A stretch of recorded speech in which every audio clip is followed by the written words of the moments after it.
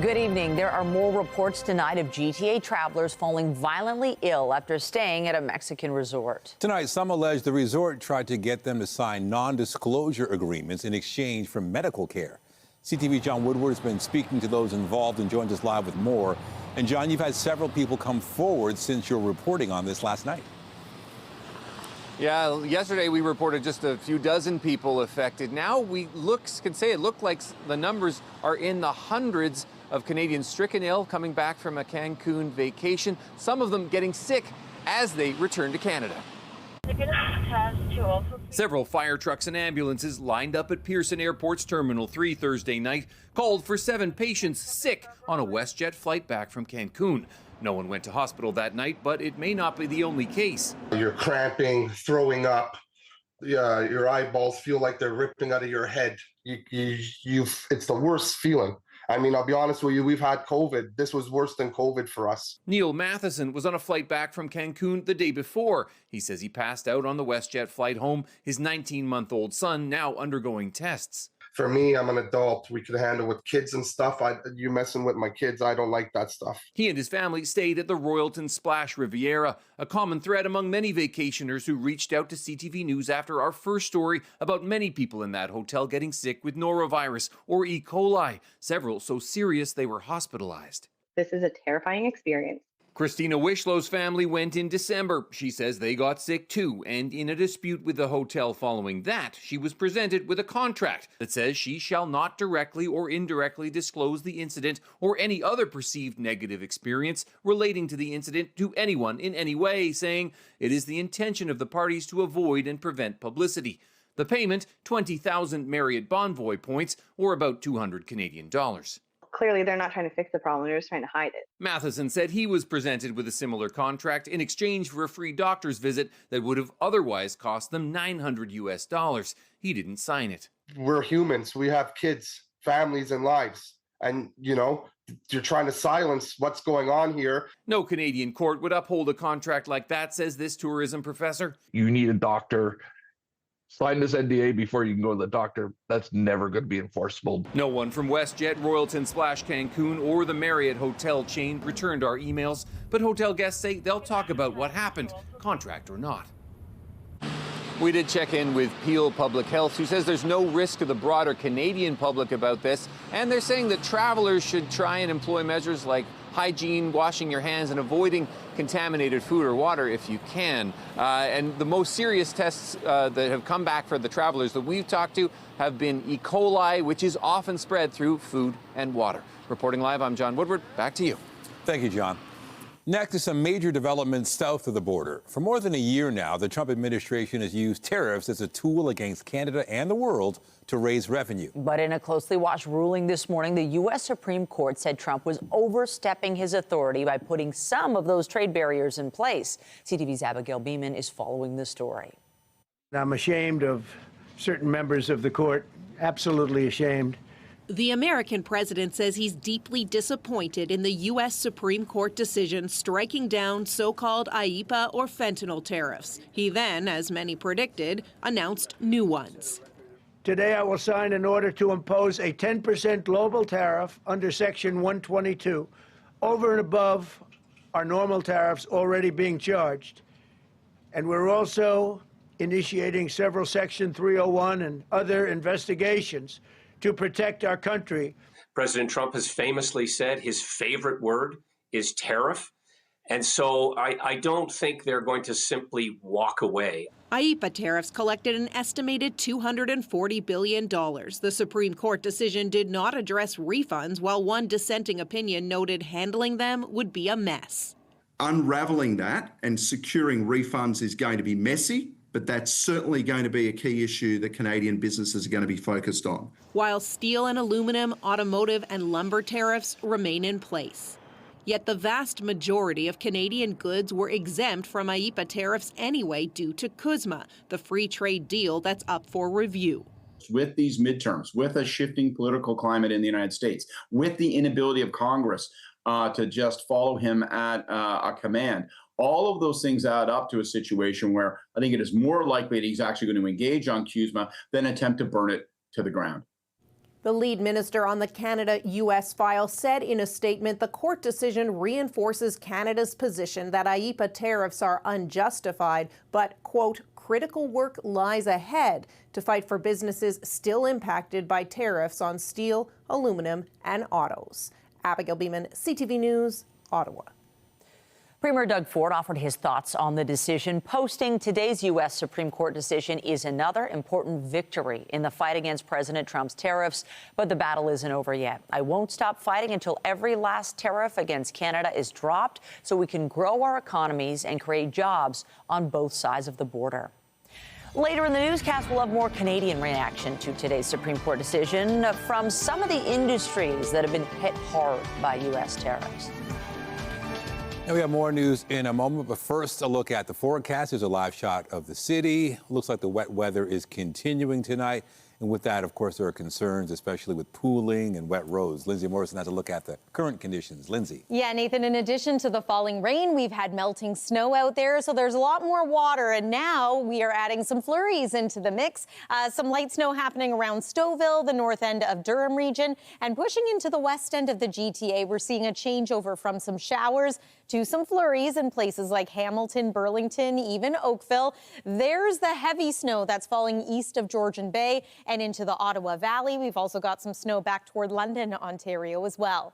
Temperature-wise, we are at +2 degrees, so it's been another mild day, and boy, we had lots of rain earlier today. Gusty winds out of the southwest, a couple of weather advisories remaining in place, and there's your night at a glance. We're going to take you through the weekend forecast coming up. For now, though, Nathan, I'll send it back to you. Thank you, Lindsay. It was one of the most popular summer festivals in the city, and according to organizer, it will return this summer. Taste of the Danforth drew hundreds of thousands of people to Greektown each August, and local businesses hope the crowds will return when the festival does. CTV's Janice Golding is live on Danforth tonight with the latest. Janice. Hi, Michelle. Yes, a Toronto staple is making a comeback. The Taste of the Danforth is going to be coming back to the city this year after taking a hiatus 5 of the last 6 years.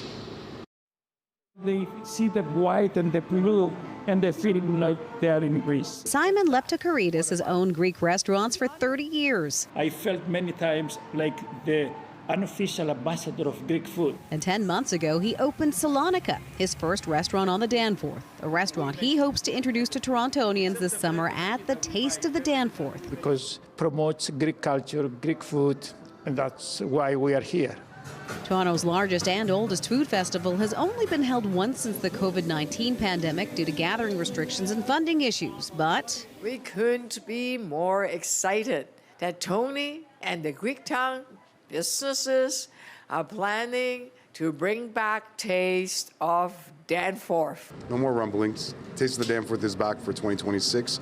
It'll be here August 7th, 8th, and 9th. Tony Pathakis, chair of the Greektown on the Danforth BIA, had begun talking to the province about funding earlier this year. I miss the Taste of the Danforth, so I will commit. And earlier this week, Premier Doug Ford announced the province would step up if the city did likewise. And today, we've had support from all levels of government, which always helps, but it's mostly the neighborhood itself wants it back. It's a part of who we are, part of our fabric, our history. The news very welcome among Danforth area patrons. I'm thrilled. The only reason that I know about all these restaurants is because I've gone to the Taste of the Danforth. It's nice to see all the restaurants getting people again, but yeah, I'm pretty happy. We really miss it, so we hope it's coming back this year. The festival, which was first held in 1993 and draws upward of 1 million people each year, can be a boon to local businesses. Anecdotally, we know that the previous days, some of these restaurants paid for their rent to be here for months and months on end.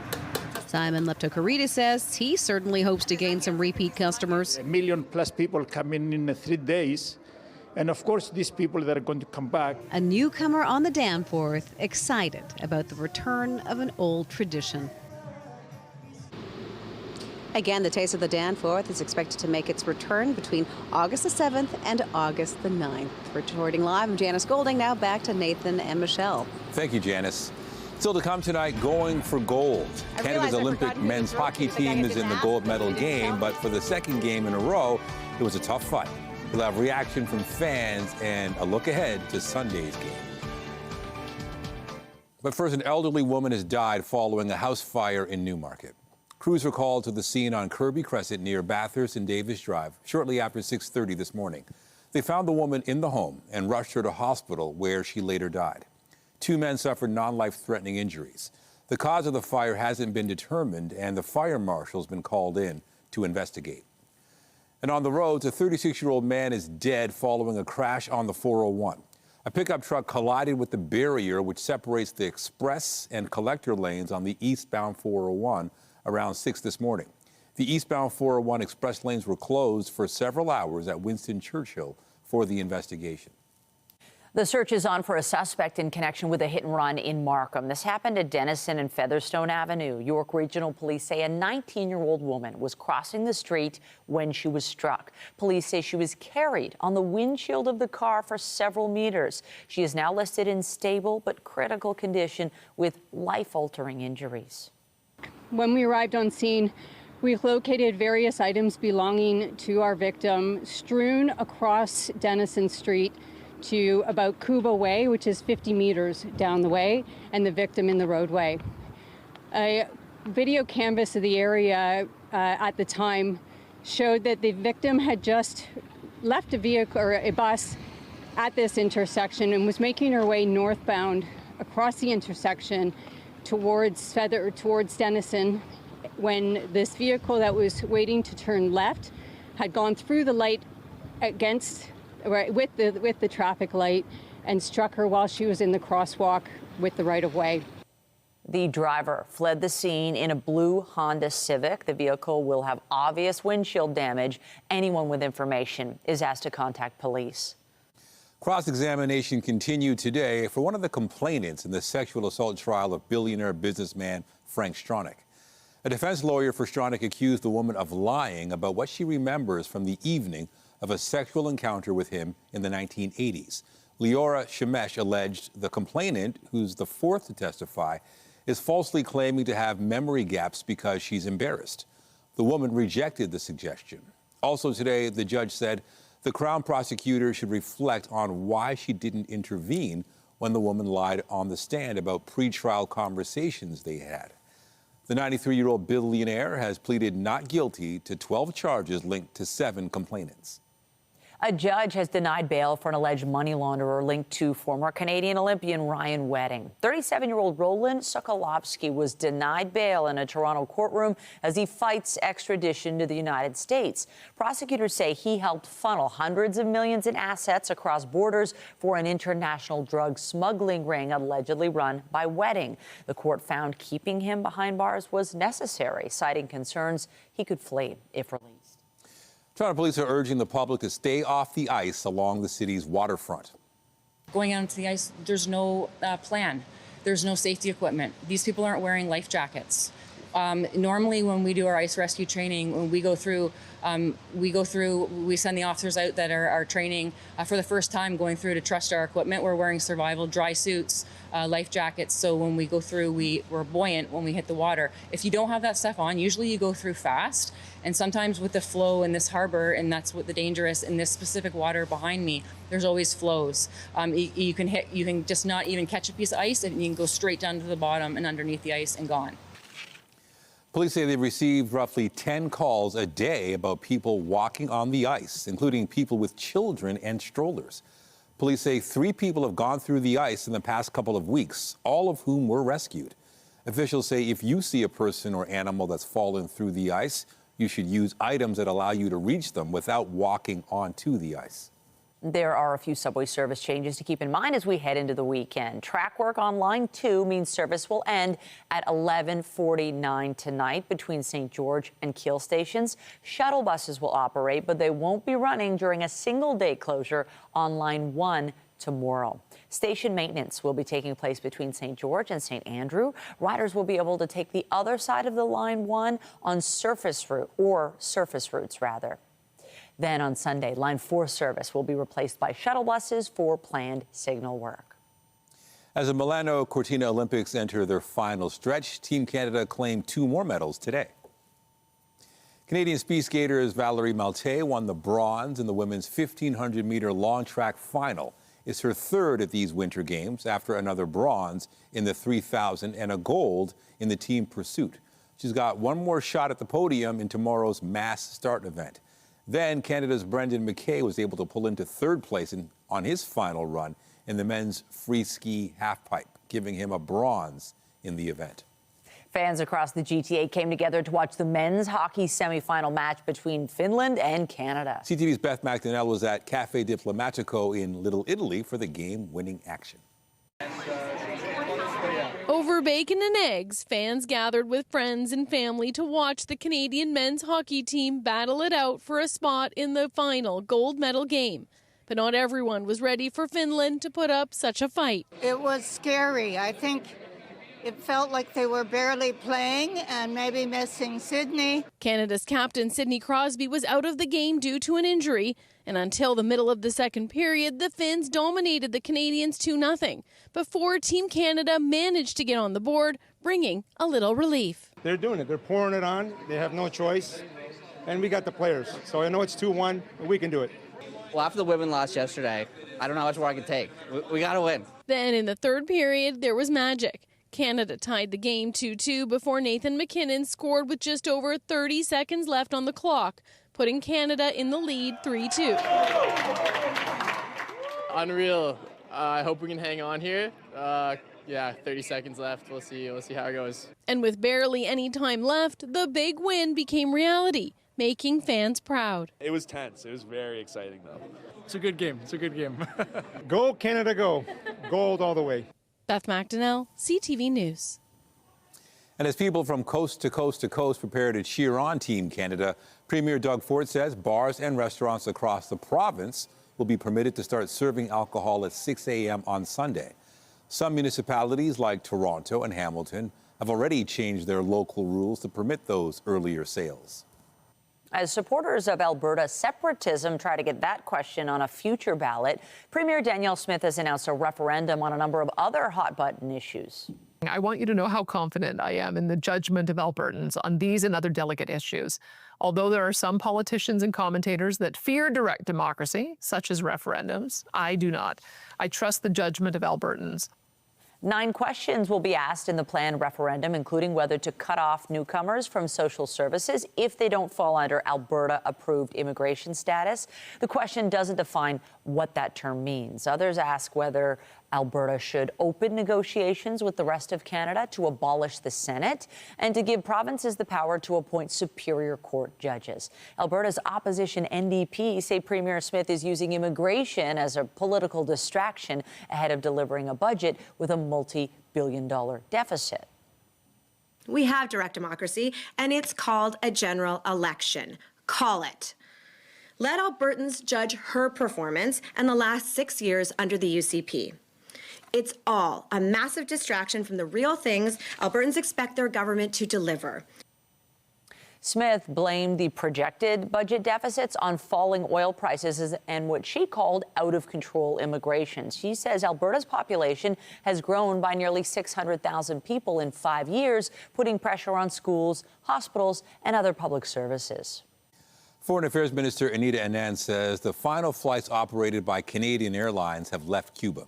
In a post on X, Anand says the last Canadian flight actually departed on Wednesday. She expressed her thanks to airline workers, saying they helped bring home nearly 28,000 travelers who'd been in Cuba. The country's faced increasing shortages of basic goods amid a U.S.-imposed oil blockade. That's included jet fuel, prompting airlines to cancel flights to Cuba as of last week. Global Affairs Canada is advising travelers to take advantage of non-Canadian commercial options leaving the country while they're still available. Police in the UK are continuing to search the former home of Andrew Mountbatten Windsor a day after the former prince's arrest on suspicion of misconduct in public office. Police are still searching Royal Lodge, Andrew's 30-room former home in Parkland near Windsor Castle. The king's younger brother had lived there for decades until he was evicted earlier this month. The former prince had already been stripped of his titles and honors. Experts say the royal family is focused on damage control.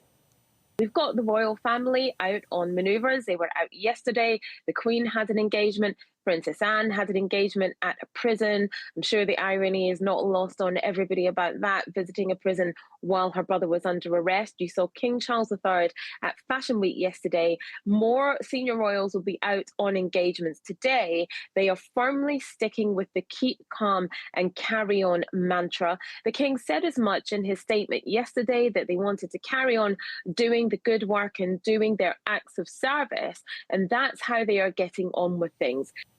Andrew Mountbatten Windsor was arrested yesterday on his 66th birthday and remains under investigation on suspicion of misconduct in public office. He was questioned in relation to private information allegedly shared with Jeffrey Epstein while he served as a trade envoy for the UK. U.S. President Donald Trump was asked if he had a message for the people of Iran today as he pushes the country's leaders to make a deal on its nuclear program. They better negotiate a fair deal. Trump said he was considering a limited military strike to pressure Tehran into a nuclear agreement. The president said yesterday he was giving Iran 10 to 15 days before deciding on potential military action. Both Tehran and Washington have signaled they are prepared for war if talks on Iran's nuclear program fall apart. Iran held military drills with Russia on Thursday. The drills come as a second American aircraft carrier is heading towards the Middle East.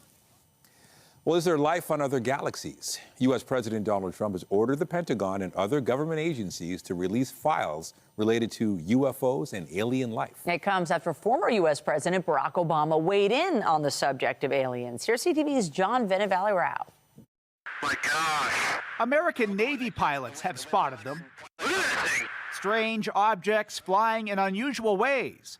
But now the U.S. president vowing to release whatever his government knows about UFOs and aliens. But is Donald Trump a believer? I don't have an opinion on it. I never talk about it. A lot of people do. A lot of people believe it. Trump directing America's Department of War and other agencies to begin the process of identifying and releasing government files related to alien and extraterrestrial life. That includes UFOs, which these days are called unidentified aerial phenomena. A lot of UFO fans are really excited that this is it. This is what we've been waiting for. This is Christmas. We're going to be getting all the files. There's some. It all comes after former U.S. President Barack Obama appeared on a podcast and offered a surprising answer to this question. Are aliens real? They're real, but I haven't seen them, and they're not being kept in, what is it? Area 51. Area 51. His statement that they're real led to so much buzz online, Obama later clarified, writing, "Statistically, the universe is so vast that the odds are good there's life out there," adding, "I saw no evidence during my presidency that extraterrestrials have made contact with us, really."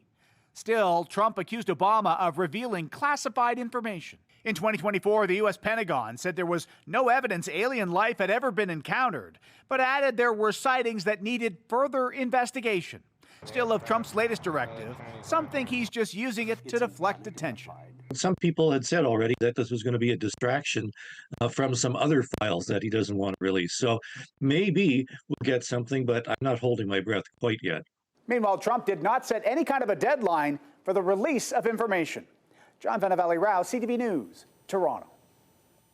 And speaking of space, NASA's March 6th target to send astronauts back around the moon, including a Canadian, is go for launch. The space agency confirmed the date after a successful wet dress rehearsal, an important test where the rocket is filled with fuel and goes through a practice run of the countdown sequence. Canadian Jeremy Hansen, along with 3 American astronauts, will embark on the 10-day journey designed to clear the way for a future moon landing.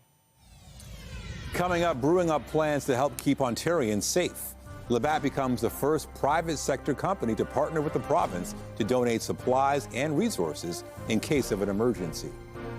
And I'm Pat Foran. Coming up, it's Feedback Friday. More viewers say they also signed expensive contracts for skin therapy lights. More people lose money to private lending, and more pet owners say their pet insurance premiums went up hundreds of dollars a month. Feedback Friday is just ahead. Well, the first part of your weekend looks mild, certainly. 4 degrees is what we're forecasting for a high for Saturday. Sunday, +1. Both days we have the opportunity for perhaps some wet flurries, maybe a couple of slushy centimeters accumulating. This may be a little overdone as a lot of the snow that falls this weekend will melt on contact, but prepare for just a little more of this. And we'll take you through the 7-day forecast, give you an idea of what's in store for next week coming up. When you see it happen, send it to CTV News. Text 10400. From your screen to ours. Text 10400. We had lots of reaction to our stories on rising pet insurance costs and people getting locked out of their Facebook and Instagram accounts. More viewers also tell us they've lost money trying to use private lending and purchasing expensive skincare devices. Here's Pat Foran in Feedback Friday. Pat. That's right, Nathan and Michelle, thank you. A college student was devastated to be locked in a $14,000 contract to buy a skin therapy light. With our help, she got her money back, but we heard from a dozen other viewers who say the same thing happened to them.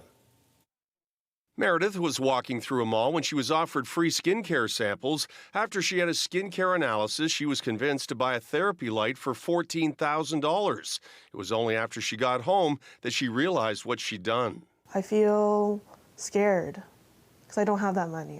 Laureen told us, I also got pressured into buying one of these red lights for $10,000. I can't afford the payments, and they refused to take it back.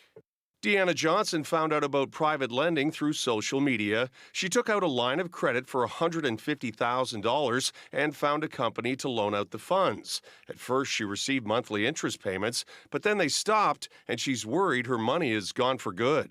I would like my money back, my $150,000. Nick wrote, I invested $60,000 in a commercial loan, and the firm refused to return my investment or interest. I'm afraid my money is gone. Is Rosie a good dog? Oh, she's the best. Elaine Sitter has had Rosie for the past 11 years. She always had pet insurance and felt the monthly premiums were manageable. But they rose to $286 a month, then jumped to $470, and this year she was told the premiums would be $866 each month. I just can't justify that kind of money. Tracy told us, my pet insurance started at $35 a month and kept going up. It was $400, but when it was hiked to $800, we left. These price hikes shouldn't be allowed. It's something I rely on so much. Jennifer Gaskell has a travel business and uses Instagram to connect with clients, but last summer her account was suspended, and despite trying for months to get it restored, she's had no success. There's been really nothing but silence from Meta on this. Albert wrote, I've been locked out of Facebook and Instagram for the past year. Meta support to have my accounts reinstated has been zero help. And we heard from other viewers who say they have been able to get back into their Facebook or Instagram accounts, but others have not. A big frustration is that there is no person to speak with. A lot of it is AI, and it's all online. On your side, I'm Pat Foran. If you have a consumer story idea, email us at alert@ctv.ca. Definitely unsettled today. We had a whole bunch of rain to start the day, some winds, umbrellas were flying, and then, periods of snow on tap tonight. Happy Friday. Yeah, quite a bit to deal with. At least we can say it was above seasonal. It was above freezing. So while that's factoring into the fact that we're getting these different types of precipitation, we'll see a lot more of this as we make our way into the spring season. Today it was mostly rain. Now we're seeing a change over to snow in parts of the GTA, but in other parts of Ontario, it's been yet another snowy day. And if the temperature was just maybe 2 degrees colder today, this would have been another big snowstorm early this morning. So perhaps we can take comfort in knowing that that did not happen. But this is happening. There's a lot of snow melt in addition to the rain that fell today. So a lot of extra runoff. The ground is frozen, so this water isn't seeping into the ground. It's finding its ways to rivers, streams, and they are running fast as a result. So these should be considered dangerous this weekend. Any waterway, any type of ice. We've been talking about that too. And you especially want to keep pets and children away from river banks. They can be quite slippery and icy in conditions like this. And with further melting expected, temperatures above freezing freezing again this weekend. We also expect to see some chunks of ice start to flow down those rivers, and that can lead to some ice jams and some localized flooding. Gone now is the special weather statement warning of the winds in through Niagara. We still have this one for eastern Ontario. This is where the bulk of the heavy snow has been today, Bancroft eastward toward Ottawa. But we've got a little bit of snow now creeping its way into the west end of the GTA, north toward Barrie as well. This system isn't widespread. It's not going to bring heavy amounts of snow. It will be somewhat disorganized as it continues to impact us through the weekend. So at this point, you want to plan on scattered flurries for both your Saturday and your Sunday. Might see a few showers mixing in too. This is what 8 a.m. looks like on Saturday. And by the time we reach 6 p.m., again, very broken up. Some light snow continuing into the evening hours. And then Sunday, similar situation. Look how scattered this is. Plan on there being a couple of wet, slushy centimeters of snow. Again, I do think this is being a little overdone. So by about this time tomorrow, again, maybe 2 to 4 centimeters of slushy snow. And it's possible that some areas will see additional wet snow into Sunday, as mentioned, but it shouldn't be too much. You might need to shovel your walkway by the time the weekend is finished. We've got still some gusty winds out of the southwest today. Gone is the easterly wind, and all these winds are going to settle down as we make our way into the day tomorrow. So that will be a nice change too. It's still 2 degrees at Pearson Airport. It feels more like -3 out there, so dress accordingly if you have Friday evening plans. We're going to hold pretty steady near +1 for the overnight low tonight. And then +4 is our forecast daytime high for your Saturday afternoon. A few showers could mix in with those flurries that we've been talking about. Just about everyone in southwest Ontario, a little cooler tomorrow compared to today. It was pretty mild today. I also just want to mention that some communities briefly had some embedded thunderstorms today too, with that round of rain that moved through this morning and midday. So that too is a sign of spring. Here's a look at your 7-day forecast. It'll be chilly to start off next week, but at least we get into some sunshine by Tuesday. That's the weather for now. Nathan, over to you. Thank you, Lindsay. Also tonight, he was known as Dr. McSteamy. Grey's Anatomy star Eric Dane has died at 53 after a battle with ALS.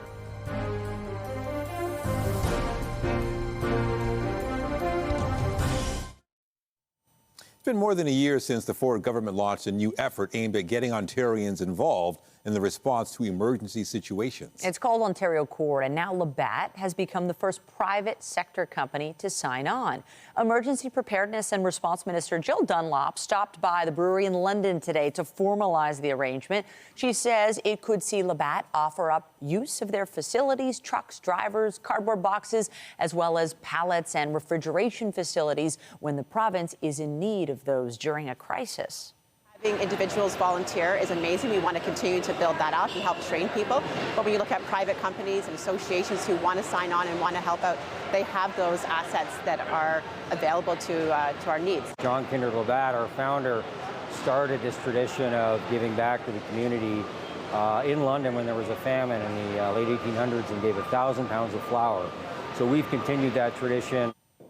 Since 2012, Labatt has donated more than 1 million cans of water to disaster relief efforts. They also produce hand sanitizer for food banks and frontline workers during the pandemic.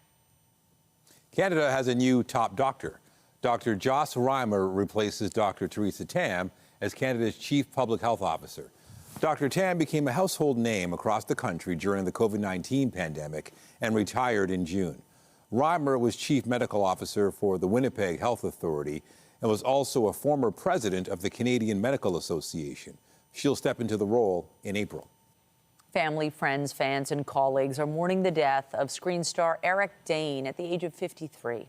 I didn't come to Seattle to be chief. I came to Seattle for you, okay? I came to Seattle to get you back. Dane was best known for his breakout role of Dr. Mark Sloan, also known as McSteamy on Grey's Anatomy. He also had roles on Euphoria and several hit films. Last spring, Dane revealed he had been diagnosed with ALS. The actor's publicist says he died yesterday and spent his final days surrounded by dear friends, his devoted wife, and his two beautiful daughters. And among those paying tribute to Eric Dane, Shonda Rhimes, on behalf of Shondaland, the company behind Grey's Anatomy, she wrote, we're grateful for the artistry, spirit, friendship, and humanity he shared with us for so many years. Our hearts are with his family, loved ones, and all who were touched by his work. It's expected to be a close battle for #1 at the weekend box office. Heathcliff is gone. You must accept it. Deadline reports that last week's winner, Wuthering Heights, is on track to bring in around $14 million US across North America, but it could end up behind Sony Animation's Goat, which is forecast to bring in a similar figure. Faith-based sequel I Can Only Imagine 2 is expected to bring in $8 to $10 million in ticket sales. Coming up, you might call it a tax break. Why Canada Revenue says filing your tax returns should be much easier this year.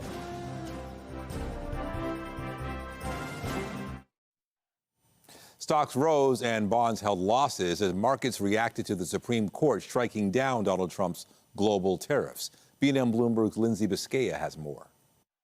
Investors are now trying to figure out the outcome this back and forth will have on U.S. trade policy. The S&P 500 rose after Donald Trump pledged to defend his tariff program, but uncertainties on any potential budget shortfalls kept a lid on the U.S. dollar and treasuries. Donald Trump is saying today he doesn't have a clear answer on whether he will need to reimburse companies for taxes paid. Refunds could total as much as $170 billion. Canadian retail sales saw a drop in December, but are on track to rebound to start the year. In a flash estimate, sales in January are expected to increase 1.5%. StatsCan says despite U.S. tariffs, people continue to shop in 2025, with sales up 4% compared to the previous year. Eldorado Gold is one of the biggest laggers on the TSX today. The company is warning that production will be lower due to the delay of a key mine startup in Greece. The delay will result in an additional $50 million in costs. And here are the closing numbers for the day. The Canadian dollar closed a cent higher, finishing at 73.08. West Texas Intermediate dropped to 66.39. Western Canadian Select was up to 51.09, and the TSX closed higher once again, ending the day at 33,817. Those are your business headlines. I'm Lindsay Biscaya. The Business Report is brought to you by Canadian Western Bank, the bank built for business. Live Nation Entertainment beat quarterly revenue estimates in results released this week, helped by sustained demand for concerts. The company, which owns Ticketmaster and several venues, says its concerts had a global attendance of 159 million fans in 2025, up from 151 million the year prior. Live Nation stocks were up slightly over 3% in trading today. The Canada Revenue Agency says taxpayers should have an easier time filing their taxes this year. The agency revamped its operations thanks to a government-ordered service improvement plan focused on addressing call center delays. The CRA says it has streamlined its websites and hired more call center workers. The 2025 tax filing season begins on Monday and lasts for a little over 9 weeks, ending on April 30th for most taxpayers. Returning now to one of our top stories, today's ruling by the U.S. Supreme Court rejecting the Trump administration's justification for some of its tariffs. Several hard-hit industries on this side of the border say they're not expecting much relief. CTV's Adrian Gobriel has those details.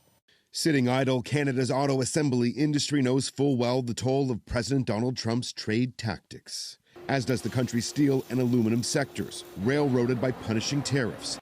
Today's Supreme Court ruling brings little reprieve. Our members have been on the front lines of this trade war because they work in all the sectors that Trump is coming after: the auto sector, the steel sector, the aluminum sector, the lumber sector. Sectoral tariffs remain in place for each of those Canadian industries under President Trump's so-called national security tariffs. Trump has multiple levers he can still pull to apply additional trade pressure north of the border. We expect him to explore a whole range of other options. Those include introducing new legislation to give himself new presidential powers that both President Trump but future administrations would wield. While bracing for a blunt response from the Trump administration, Unifor's president notes that U.S. trade policy isn't just hurting Canadian industry. They're having an impact on U.S. workers and U.S. industry. The manufacturing footprint in the U.S. is actually declining. Speaking at Harvard this week, the president of Canada's Auto Parts Manufacturers Association believes the door has been opened to fight the tariffs still hammering Canada's economy. It's really important to see that the Supreme Court will rule against the president, even when he overreaches. I think that's an important victory for the rule of law. Those we spoke with today say it's also important to remain focused on upcoming CUSMA negotiations. The consensus, the clearest path towards keeping Canada's economy afloat, a new free trade deal with our largest trading partner. Adrian Gobriel, CTV News, Toronto. Summer is still months away, but Toronto residents can now browse the list of Camp TO programs for the upcoming season. The city runs summer camps for kids and youths ages 4 through 16 with activities ranging from sports, art, drama, and dance to computers, science, and nature exploration, and many others. Camp TO will run from June 29th through September 4th with more than 100,000 spaces offered at 170 locations across the city. And starting this year, attendees will receive a nutritious mid-morning snack each day. You can find a full list of available programs on the city's website. Registration starts March 24th for free and March 31st for all other locations. While all eyes are on the men's hockey final in Milano Cortina this weekend, Italy's women's team also made waves at this year's Winter Games by making it to the playoffs. As CTV's Garrett Berry reports, deep Canadian connections played a key part in that success. Soaking up her Olympic moment at the Cauldron in Milan. You know, walking in the streets, walking in the venues, everybody's just so proud when you're wearing the colors. Montreal-born Kayla Tutino has a lot to be proud of. You know, we're very proud to be Canadian, but we're also proud of our heritage. It's been a big part of my upbringing, so for me to give back in this way and represent my grandparents and my parents, it's really special. Tutino plays for Italy as a dual Canadian-Italian citizen. She scored the country's second ever goal in women's ice hockey at the Olympics, which helped power the first ever win and first ever playoff qualification. We wanted to show everyone, you know, what Italian hockey is all about, and we felt like we accomplished that. To prepare, the team trained for weeks in Montreal, pretty close to home for Tutino and 4 other Canadian-born dual citizens. Among them, Kristen Guerriero, whose mother traveled to support her here in Milan. I start crying just out of just sheer whatever for her, because yeah, she's always worked hard in every sport and everything she's ever done. So I'm like so proud of her. It's beyond belief. The Canadian-born players will also compete with the Italian team at a Tier 2 World Championship in April, hoping to build on the new hockey momentum in Italy. We went to visit her at the Duomo, and there was little children that wanted to take her picture with her. Today we were at the rink after to meet up with her, and some kids asked her to sign their flag. I was like, oh my gosh. The Olympic ice surfaces will be torn up after the games are done, but politicians here in Milan have promised a new temporary structure starting in October to be followed by a permanent arena within 3 years. Garrett Berry, CTV News, Milan. Just ahead, a garden like you've never seen. Chandeliers here, there, and everywhere. We'll pay a visit to the one-of-a-kind backyard. Get Toronto's top stories, breaking news alerts, and watch live. Download the CTV News app.